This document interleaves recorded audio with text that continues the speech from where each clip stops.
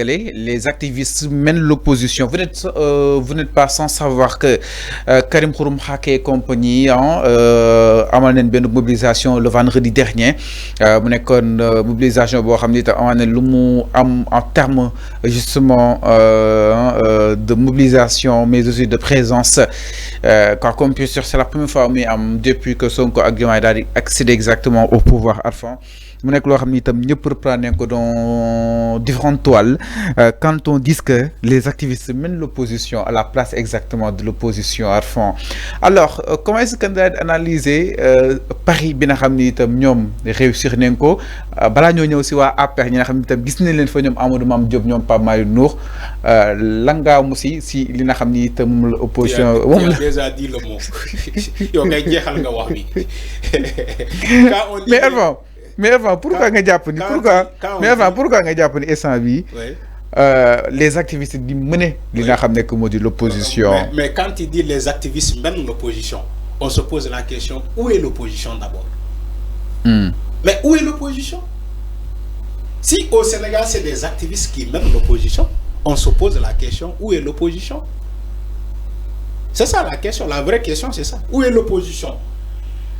À part gis benn opposition bi ñëw langaamu yow wax nga le mot dañoo gis ay opposition ay opposants yu ñëw langaamu ci marche boo xamante ne ñoom moomuñu ko. C'est tellement honteux. Ah, rappel à c'est à l'ordre. Mais enfin, en termes de mobilisation, ils ont réussi ce pari-là. Oui, bien sûr. Bett nañu bëri. Non journalité ñëpp ñëwaat nañ si. vraiment non xam aussi. Sénégal marche bu ñu autorisé tout le monde y va. Ah, tu sais pourquoi? Am na ñoo xamante ne curiosité moo leen fa yóbbu. Am na ñoo xamante ne ils ont tellement de temps amuñu lu ñuy def seen kër. ñu ne damay dem ci manifestation bi pour gis koo xamante ne peut-être ci télé bi laa koy gis. non si dama lay wax rek Fallou. Sénégal loolu la bindoo. muy ni yaa ngi defee woote te gisul kenn. mais dama ne une marche pacifique autorisée par le préfet tout le monde y va. loolu kay mënoo xañ nit dem. Donc cette mobilisation là ne peut dire rien politiquement. Non. Surtout sur passif. xam nga lan la ñuy wax ci mobilisation bi est-ce que am na impact est-ce que impacté na c'est la question qu'on doit se poser mais pas la mobilisation en tant que telle. La mobilisation les gens ñi dem nañu. El Hadj may ñu si mobilisation. alors ñi dem nañu am na ñoo xamante ne Fallou. Abdou Karim Gueye nee na tey ma tem ko. waaw Karim loolu la ma wax Fallou tey waxtaan leen ñu. waaw léegi vraiment ñun réussir nañ suñu pari. waaw léegi yow Abdou Karim Xurum Xaake mooy dicté émission bi. non waxin la en fait waxin la. maanaam ils font de l'actualité. ñoom ñoo def actualité non ñoom ñoo def actualité Arfa. Baye Karim suñu xarit la c'est notre ami. dama ne. marche bu autorisé bu préfet bi autorisé ñëpp dañuy dem ci marche boobu. tu sais pourquoi am na ñoo xamante ne non seulement dañoo am jot kër ga defuñu dara ñu ne bàyyi ma dem marche bi pour histoire ma gis ñoo xamante ne ci télé bi laa leen di gis. parce que ñooñu dinañ fa nekk. aw ma sens gisi diw su ma demee marche bi mën naa ko gis foofu. wala dama am curiosité xam lan moo fay xew moo tax ñuy dem marché bi moo tax Sénégalais gis nga Fallou dama lay wax benn affaire boo xamante ne Abdoulaye Wade mosoo na ko wax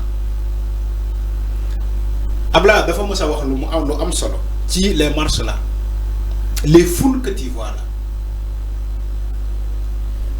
Abdoulaye Wade nee na foule gañewul élection. nga woote marche ñi fees fa del nga yaakaar ni que. mais avant gina Amadou Mame Diop fépp fu mu teew yëf yi compliqué na. waaw Amadou Mame Diop dafa langaamu. il n'est pas initiateur de la marche. waxal ku la nekk ki nga gis ci marche bi ils sont pas initiateurs. ñoom Pape Malick dañoo langaamu. ci Karim. non c'est dañoo langaamu. ci Karim leen langaamu. Karim amaana Karim am na ndam. xam naa moom Karim après nga ñëw compter ñaata lañ la jox foofu opposants yi. Karim kaay ñu séddoo ko. Karim encaissé na. non kenn jox ko dara. non Karim encaissé na kay. non bàyyi jaamu.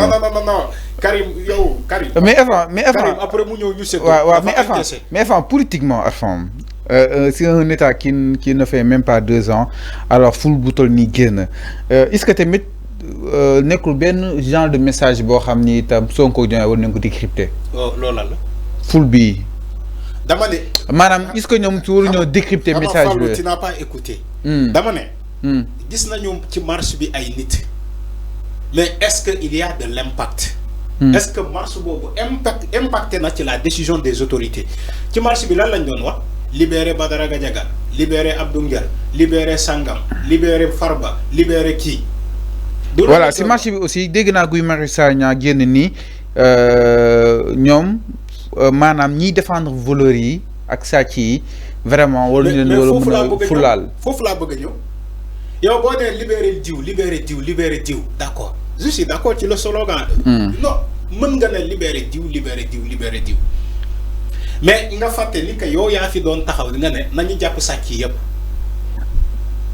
voilà la psychologie du Sénégalais quand Macky Sall était là il a tellement brutalisé la population ba les gens n'en pouvaient plus. ñi dañ doon taxaw di naan ñi ànd ak Macky Sall ay sàcc lañu ci jamono Macky Sall lay wax ba tax na ñi dañ doon wax ni que Macky Sall su wàccee ngeen jàpp sàcc yëpp léegi Macky Sall wàcc na ñu commencé jàpp les supposés voleurs. Ces mêmes personnes ñu dem dinaan non libérer leen yéen a taxawoon dinaan di réclamer reddition des comptes ba président ne leen yéen a ngi réclamer la reddition des comptes ngeen ne waaw loolu la. mais Karim nee na. justice bi libéré wuñu ko. non exemple. Karim non exemple Karim mi ngi demandé la libération de la justice sénégalaise pour le président. Quitte le Conseil supérieur de la magistrature. Alors, comme ça, il pourrait avoir Karim, justement de la transparence. Yalla xamna ni Karim xamul sa lu muy xex. Man dama yaakaar ni Karim xamul lu muy xex. Tantôt mu wax la li, tantôt mu wax la lé, tantôt mu wax la lé. Gis nga boy xex day am objectif. Sama objectif li la. Ak aussi mooy les caisses noires nee na pour ñu dindi ko. mais Karim mooy caisse bu ñuul bi. Karim ci xeexam amul objectif. Les fonds politiques. man d'accord naa Karim focus ci benn affaire mu ne man lii laay xeex man Karim. ak ñi ma mais attends aussi Karim peut-il faire du mal à ces nouveaux tenants du pouvoir enfin quand même. Comment il peut leur faire du mal. Karim lu mu def keroog ci marche bi c'est un droit le plus absolu. C'est un droit absolu. Le droit à marche. Ça existe. Mais aussi dinañ dàbbaliwaat su nekkee ni seen revendication jëluñu ko en compte. Oui maanaam ñoom duñu noppi quoi en fait. Oui su fekkee ni. mais parce que Karim kenn noppiwuloo ko. C'est ça la réalité. Da ngeen gis ko noppiloo Karim kenn noppiwuloo ko. Donc jarul muy wax ces choses là. Parce que moom Karim kenn noppiwuloo ko.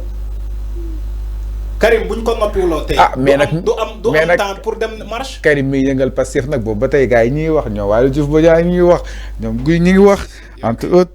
waaw mais c'est normal. man koy yëngal de. C'est normal. C'est normal. Pour man je vois ça normal là.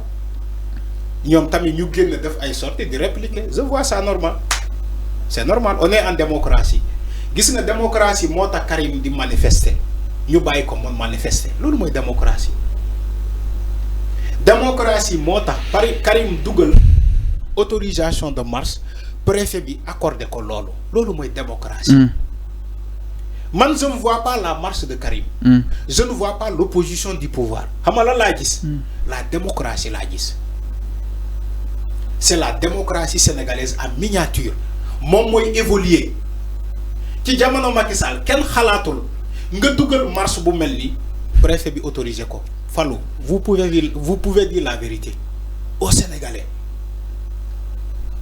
Ci jamono Macky Sall nga dugal marche bu mel ni préfet bi autorisé ko Dakar jamais abadan. C'est vrai que am na yu mu doon autorisé yu FDR bu xamee ni que lii dafa am ampleur am na ñoo am te sax daf ko interdire. mais nag ñoom dañuy mais nag avant jamono jooju dëkk bi dafa xawoon instable. déedéet Macky Sall moo ne. man bugguma gis ay morceaux yu xonk. c'est un dictateur. C'est un dictateur. Fallou, comment un président de la République peut dire à son peuple man mënuma gis mouchoir bu xonk il a peur de laisser les gens se manifester Macky Sall il a peur de laisser les gens organiser des marches même pacifiques parce que Macky a peur de voir du rouge.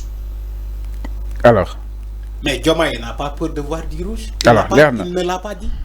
Alors avant mais avant donc en 30 secondes à l'issue de cette marche oui. Quelle conclusion laisser état du Sénégal parce que ils ont étalé quoi qu'on puisse sur leur revendication aussi vu cette mobilisation ça pourrait être fait ça pourrait justement faire régner le peur afin comme la peur quoi qu'on puisse sur de l'autre camp comme manifestation bi fallu baax na lool nga dem marche de réclamer un droit lu baax la parce que constitution moo la may loolu lu baax la mais est-ce que yow li nga réclamer di nga am gain de cause wala am nga gain de cause jàppoon dana war am gain de cause je crois c'est ça la question jàppoon dana war am gain de cause du dañoo wara fallu il faut conjuguer bien ok c'est pas dañoo wara déedéet voilà dama manifester pour quelque chose j'attends des résultats j'évalue je fais un bilan c'est comme ça qu'on fait quand tu organises des marches après au final tu fais un bilan de la marche ndax marche bi ma defoon keroog am na impact ndax autorités yi dégg nañu ko wala gis nañu ko est-ce que ils ont pris des décisions par rapport à ça c'est ça le bilan c'est pas le bilan c'est ça le bilan c'est pas le buzz les gens ont tendance à voir le buzz ñu yóbbu ko ci réseaux sociaux ouais ils ont bâti le macadam les gens étaient là. C'est ça le buzz. Hein? Alors, maintenant, est-ce que l'autorité, bonne perception la ñu am ci marche boobu. Alors, ñu évolue. Je crois que c'était ça. Alors, ñu évolue un peu. Mais non, c'est comme ça. C'est ça par rapport à ce que nous justement cette mobilisation que Abdou Karim Gueye a peut-être sonné. Alors, parlons tout à fait autre chose dans ce truc de matinal avec sécurité et urbanisme. Maître Bam, c'est le nouveau ministre de l'Intérieur, Frafor Koloban, dégagé des occupations anarchiques. Le ministre de l'Intérieur et de la Sécurité publique